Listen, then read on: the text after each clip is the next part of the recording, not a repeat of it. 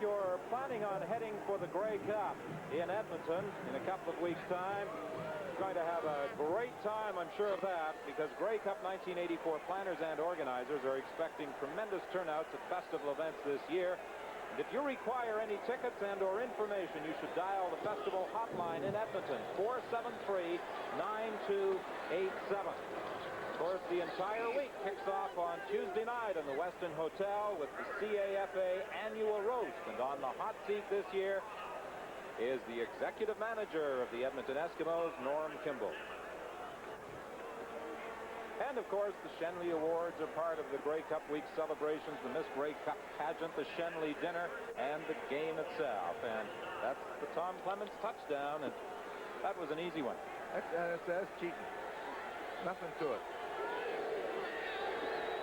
First and 10 for the Eskimos. The ball just nudging the 40-yard line. Johnny Evans figures if Tom Clements can do it, I'll do it too.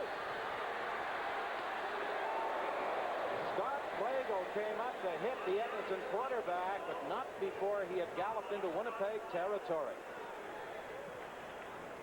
Little naked bootleg, just fakes the toss and come out, and as you see, if you don't stay at home, you're going to get fooled, and he did. Watch Flagel come in right here. Just gets into him, pretty good hit. Both of them bounce off, both of them get up, no problem. A gain of 18 for John Evans. What the Eskimos have done so well this year is move the football with the quarterback running, and I'm talking about Matt Dunnigan. This is Tyrone Jones grabbing Johnny Evans back at the 50.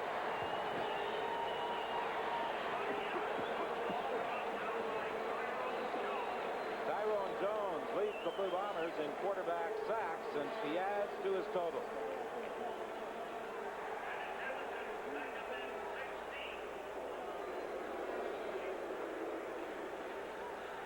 Watch Tyrone Jones come from the backside using that great speed that he has. All of those linebackers can run like that. When they get a hole in there, that quarterback better get rid of the ball because they'll be on his back.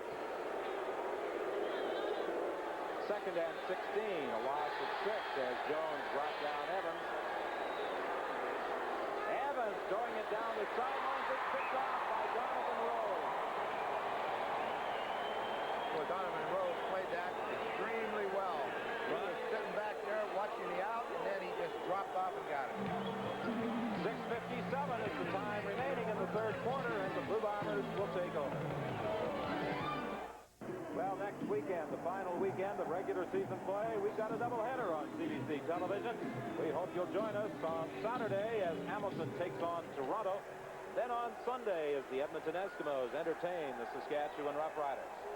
Then it's on to the playoffs, and on CBC television, you'll be seeing the Western semifinal, the Eastern final, and the Grey Cup game. So join us on CBC television for all the excitement of the concluding weeks of the 1984 Canadian Football League season.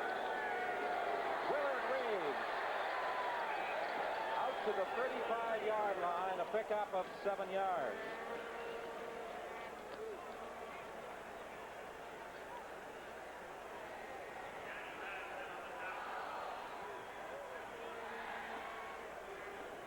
Willard Reeves now has 88 yards. 6:17 the time remaining here in the third quarter. 29-5, Winnipeg leads.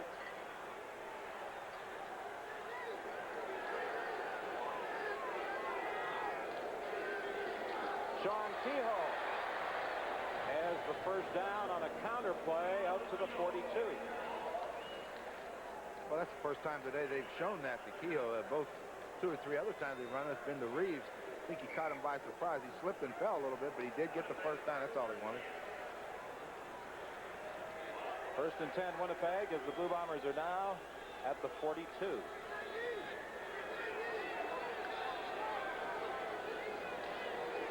And off to Willard Reeves again. And Willard Reeves gets up to the 48-yard line. Stopped there by Frank Balkovec.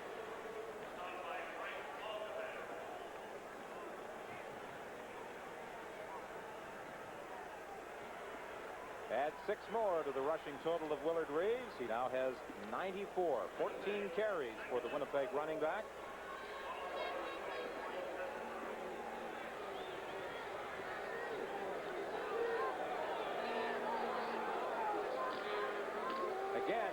side for Sean Keogh. He breaks it into the clear. First down at the Edmonton 42.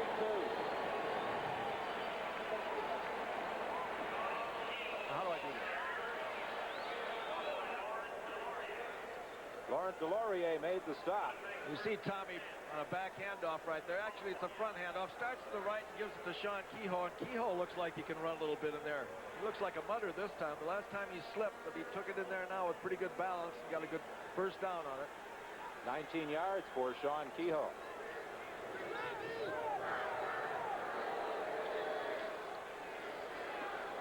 Pass incomplete, intended for Joe Poplawski. It will be 2nd and 10. Tommy's not real satisfied with himself on that one because Poplawski went down there, was uncovered, no linebacker near him, and Tommy just stood up and just misdirected the pass. Had him wide open. Clements has hit on 17 of 25 attempts for 210 yards. Not bad. Pretty good day's work. I think one of Cal Murphy's concerns was to keep his team concentrating on this game and not thinking ahead to next Saturday's battle against the British Columbia Lions. Willard Reeves is down to the 35-yard line. A pickup of 8, almost 9 yards. You know, Don, we were talking about... And that will do it. That will put Willard Reeves over 100 yards rushing. No, we talked about him earlier, running with confidence. When he goes up through there, he just thinks he can run right over top of the 2 linebackers when he goes right up the middle with it. Watch him. It's the same play where Tommy just reverse pivots and goes out like he's going to run a bootleg and just hands it to Willard. Willard just finds the opening right in the middle. So Willard Reeves has equaled Johnny Bright's 1957 record of 8 consecutive 100-yard games rushing. Sean Keogh for the first down. Well, they run Willard, then give it to Sean Keogh, and they've been moving it down the field in that fashion. Well, one thing about Tommy Clements, Ronnie, is that when he gets something going, he'll work it until you take it away from him. I think Cal Murphy's got to be extremely pleased with the performance. I mean, they are showing they can run the football with both backs, and that's a key factor because it's easy to stop one, but if you get both of them going, it's tough. From the 32-yard line, Clements into the air, intended for Poplawski, incomplete. Dale Thompson came over to knock it away. It will be 2nd and 10 for Winnipeg from the 32-yard line. Leo, you talked about a quarterback, Tom Clements, coming back with the same plays, forcing the Edmonton Eskimos to stop it. I remember a quarterback over in Regina used to do the same thing. If he found a weakness, he'd exploit it until the defender stopped it. He wouldn't stop it himself. And usually it would give it to George Reeves. Well, that was the easiest one to remember. I was going to say, only knew 2 plays. Give it to George and throw it to Hugh. This one is picked off. Playing center field, Delorier comes up with his 2nd interception of the ball game. So the Edmonton Eskimos snuff out a potential Winnipeg drive with 2:13 remaining in the 3rd quarter. Well, Laurent Delorier came up with the big interception. He now has 8 for the season. Pretty good performance by the rookie. He was acquired by the Eskimos in that deal with the BC Lions that sent James Parker to the Lions. He, along with Frank Balkovec, to Edmonton. Delorier out of the University of British Columbia, doing an outstanding job at the safety spot. Kevin Ingram now in playing quarterback for the Edmonton Eskimos. He gets Larry Cowan, and he's got some speed. There's also a penalty flag in the play. Scott Slagle brings Cowan down, but not before he had galloped to the 52-yard line.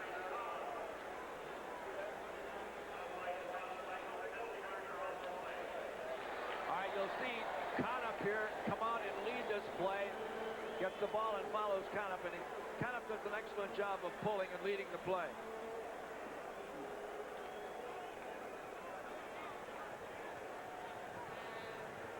And that was the key block that sprung Larry Cowan loose. Edmonton 27, after yards gain, first down. But there was a holding call against Marco Sincar of the Edmonton Eskimos that will bring the ball back. But that infraction occurred after first down yardage had been attained. So now it's 1st and 10 from the 25. Ingram's pass incomplete. He was looking for Brian Kelly. Rose and Aaron Brown were both defending. A reminder that coming up tonight on CBC television, the dramatic miniseries about the last days of British imperial rule in India, The Jewel in the Crown. That continues tonight, along with a special 1-hour CBC documentary, Rock, Ice, and Oil. Narrators John and Jeanette Foster look at 3 of the elements researchers have been studying in the high Arctic. The Arctic is indeed rich in minerals and oil, but the difficult part remains: how can these resources be tapped without harming the fragile Arctic ecosystem? Tyrone Jones with the interception. And the Winnipeg Blue Bombers will take over at the 35. Well, the Edmonton Eskimos made a quarterbacking change, and the Winnipeg Blue Bombers will also make a quarterbacking change following the interception as John Hufnagel comes on to replace Tom Clements. And Tyrone Jones found out how those resources could be tapped. Intercepted one and started back. And now we go see John Hufnagel. I'm surprised we haven't seen him sooner. 29-5 is the score. 59 seconds remaining in the third quarter. Hufnagel completes to Jeff Boyd. Boyd has a pickup of 7, maybe 8 yards. Holloman was there to make the tackle. They've gone to Boyd previously, but that's the first catch he's made this afternoon. Well, I'm a little bit surprised John Hufnagel didn't get in there sooner to take some of the pressure off of Tommy Clements. But right now, I think that John Reeves, or Willard Reeves, I should say, he's got his 100 yards today. Let's get him out of there, and let's get somebody else in there.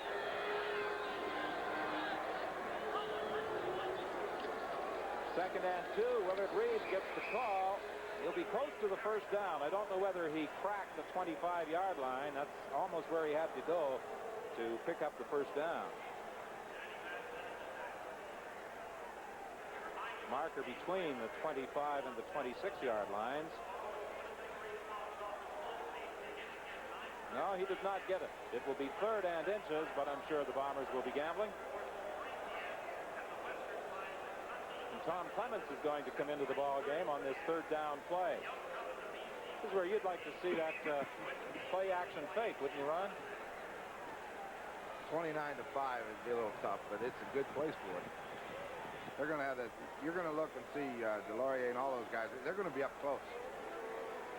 They're going to be right up there. Well, Tommy took a little bit of time with that call in the huddle. It'll either be a quarterback sneak or it'll be a play action pass. Clements is going to keep and get the first down.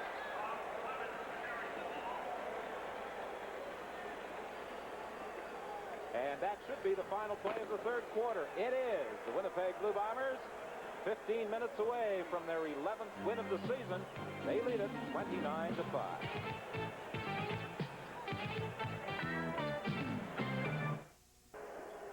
Well, we're into the 4th and final quarter here at Winnipeg Stadium. Willard Reeves, the interesting story this afternoon, now 106 rushing yards, the 8th consecutive game that he has gone over the 100-yard mark. The pass for Petrosky almost picked off by Thompson. So on 3rd and 6. Quarterback keys. Linebackers up close, but this man right here is the safety man, Delorier. Comes on a safety blitz. That means the middle is open. That's where Hufnagel goes with the pass. They just don't hit it. But that means there's nobody in the middle to help. Just good defense. Dale Thompson there to knock it down. But that's a good key for a quarterback, and Hufnagel's been around a long time. He'll read that.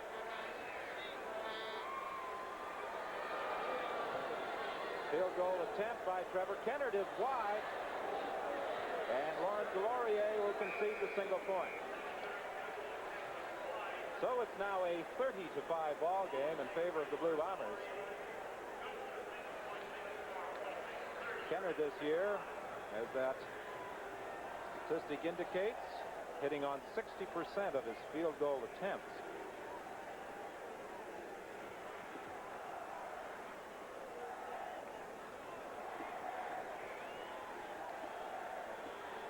Bernie Ruoff of the Hamilton Tiger Cats is the leader this year in field goal attempts and in percentage, and he had a big night against the Ottawa Roughriders in securing the playoff position last evening for the Ticats and eliminating Ottawa from postseason activity. Kevin Ingram throwing deep for Chris Woods, and he missed it by a good 10 yards. Well, he really threw it. This looked like he wound up and let it go. He was going for the fences on that one, and of course, Chris Woods has the speed to go and get under one of those throws. You got to put some air under it, though. You got to get it up a little higher. You throw it on that line, it's pretty hard for anybody to catch up with it. So it's 2nd and 10, Edmonton. The ball at the 35. Evan Ingram getting to see action here in this game due to the injury to Matt Dunnigan. Again, he's throwing deep, looking for Brian Kelly, but a similar situation. He overthrew him by about 10 yards. Same problem. You've got to get it up in the air. Just line drive. Well, this afternoon, it's a little chilly at Winnipeg Stadium, but there are over 29,000 taking in the action. And it's quite comfortable here at our broadcast position. Many of the fans have been sitting out in rain, sometimes snow. The snow has abated now, but I think a bit of drizzle continues to fall.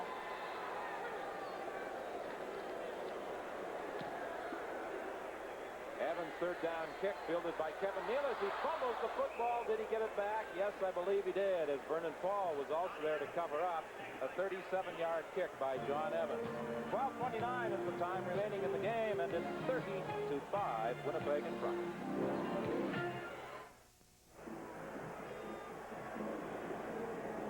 .29 the time left to play here at Winnipeg Stadium as the Blue Bombers take over. 1st and 10. They are at their own 43-yard line. John Hufnagel here in the 4th quarter, coming on in relief of Tom Clements. Kevin Ingram replacing Edmonton starter Johnny Evans. Jerome Erdman into the lineup. He's wide left. John Hufnagel won't get a chance to throw. There is also a penalty flag. Tom Tuine was the one who got through to the Winnipeg quarterback. So far, his uniform is rather clean, but if he gets dropped many more times, he'll, like the other members of the Blue Bombers, have a rather thick coating of Winnipeg Stadium mud on his uniform. Holding. Winnipeg 63. Decline. 2nd down. In case you're unfamiliar with the Winnipeg numbers, that was Chris Walby guilty of the holding, number 63. However, with the loss in the play, the penalty is declined. 2nd down, Winnipeg. The Blue Bombers in front by a score of 30-5. This is Willard Reeves. He gets about 6 yards back as he gallops to the 41 before being brought down by Danny Bass.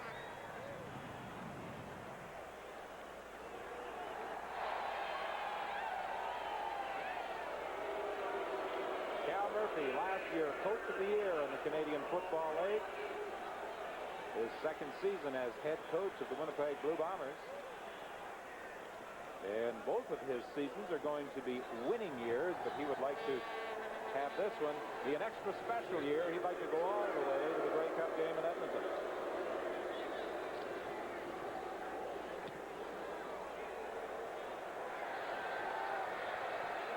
Jeff Kaplan fumbles the punt, manages to cover up, and the Eskimos will be starting out from their own 29-yard line. A 39-yard kick by Bob Cameron. No opportunity for return by Jeff Kaplan. 7:15 is the time left in the 4th quarter. You know, back earlier in the year when the Winnipeg Blue Bombers defeated the British Columbia Lions here at Winnipeg Stadium, many people were projecting then that first place might ultimately be decided in the final game of the season when the two teams met up in Vancouver on the 27th of October. That's exactly what is going to happen. They'll go into the game with identical records.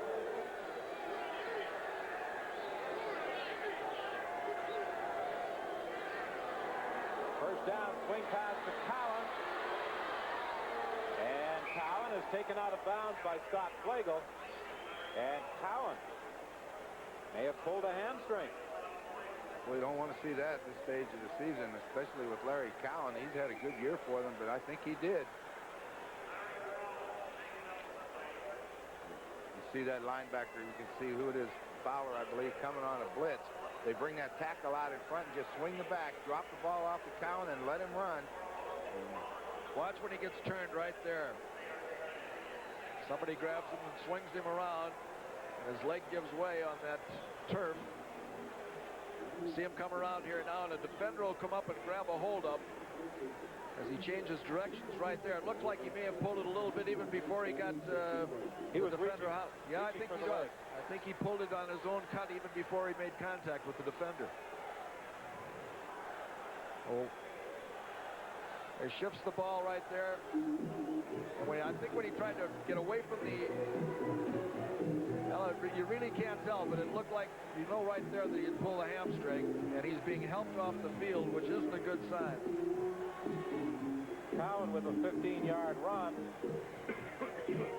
And he's done some good work this year for the Edmonton Eskimos, and that would be a blow if they were to lose him as they prepare for their final game of the season and the Western semifinal against either the Winnipeg Blue Bombers or the British Columbia Lions.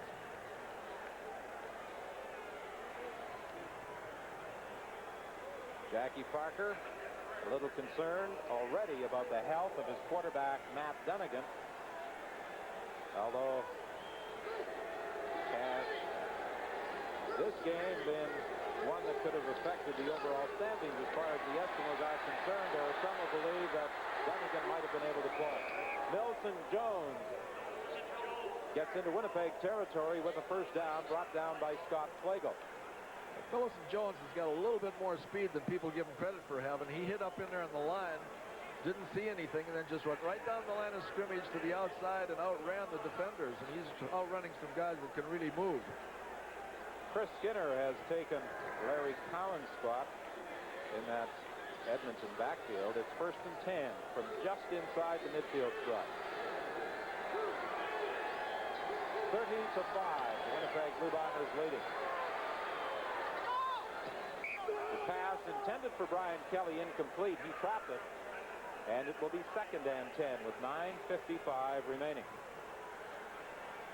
In the event that the Winnipeg Blue Bombers and the BC Lions should wind up in a tie next Saturday night, Winnipeg would be awarded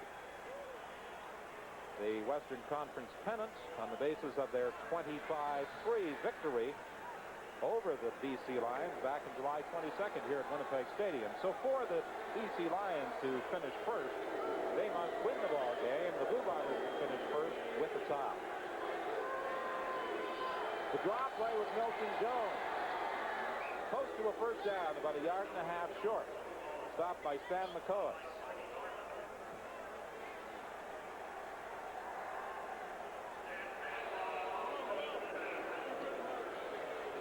Willard Reeves, who still has an opportunity to break a couple of records in the CFL. Most touchdowns in one season and most total yards rushing in one season. 3rd and 1.5 yards for the Edmonton Eskimos. The ball is at the 46.5.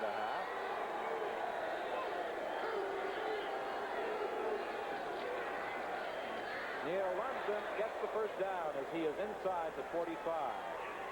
All the Eskimo scoring this afternoon has been produced by Dave Cutler. A field goal, a missed field goal attempt, and a single on the kickoff.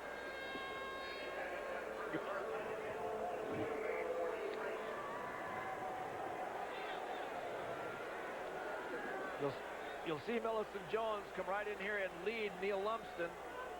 Ball is handed off to Neil, and he just finds anything that he can, and they wedge block it right in here. Not much room in there, but Neil with that 220 pounds makes the room. Pass intended for Kelly, incomplete. David Shaw came very close to making an interception on the deflection. I'll tell you another thing, that's what receivers don't like. That is a dangerous area to throw the football. Every quarterback throws it, but Kelly goes down and takes that slant to the inside. If that ball's not on the way at the break, Scott Flagel is going to arrive at the same time the ball does, and there's going to be one heck of a collision. 2nd and 10 from the 43 of the Winnipeg Blue Bombers with 8:01 remaining in the game. It's Winnipeg 30, Edmonton 5. Ingram fakes the pitch. Fires complete to Brian Kelly, and Kelly was throwing back, but he had first down yardage inside the Winnipeg 30. I'll tell you one thing, Ingram has a lot to learn as a quarterback, but one thing he has is a strong arm. Watch him now, it's a naked bootleg. He has no help, but he's got nowhere to go either. He stopped it. Watch, flat-footed. Watch him throw that ball. That's a strong arm. Particularly when you've got Albert Fowler hanging on to it. That's hard to do without him hanging on you. Brian Kelly with 16 touchdowns on the season. The leader in touchdowns on passes this year is Mervyn Fernandez with 17. Chris Skinner, the ball carrier, working to the 25-yard line. All right, watch him. Reverse pivot and handoff here. Pache comes across, makes a good block here, and he comes right on through. Good-looking play.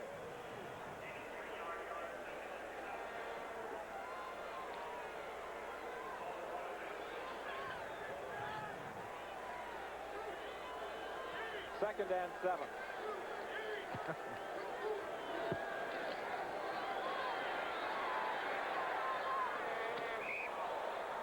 Chris Woods was underthrown as the ball bounced in front of him, so it will be 3rd and 7 for the Eskimos with 6:37 remaining in the game. Winnipeg leading 30-5. One of the real dangers on a wet field is just what happened to Cowan. You can get a pull muscle when the ground gives way underneath you, and you got to be very careful. That's why a guy like Willard Reeves, that's played so much this afternoon, get him out of there and give him a rest.